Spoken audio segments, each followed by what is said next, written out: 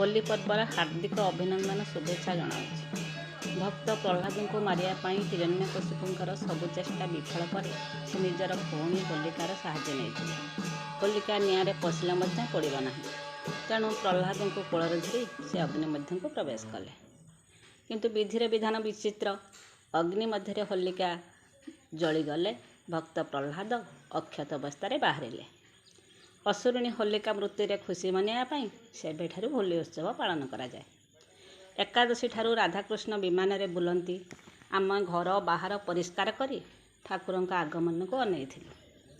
वर्ष को थरे राधाकृष्ण आम घर को आसबे, आमे भक्तिर सहित किछि फूल फल तांको समर्पण करिबु। राधाकृष्ण गाँ दांडे विजे करुथिले। घंट घंटार ध्वनि रे गगन पवन मुखरित हेउथिले। देहरे अपूर्व पुलक भरी जाउथिला। बाहर रोथिबा लोक माने मध्य गाँ को फेरुथिले। प्रति घरे अतिथि आसवा जावा लगी रही।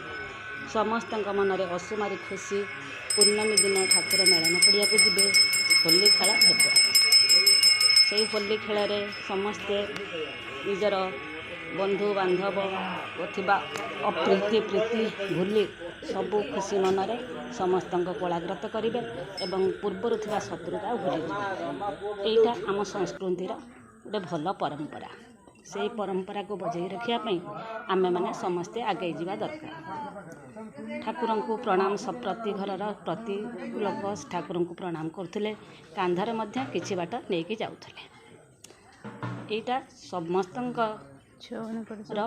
मिलामिशा और खुशी आनंदर कथा थी। अबीर मध्य ठाकुर दौले। से अबीर प्रति मुंडरे लगे समस्ते भी होली उत्सव पालन करते।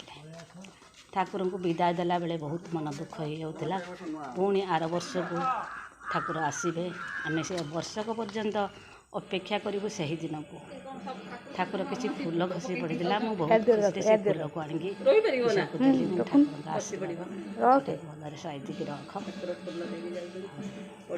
रखिलु फूल।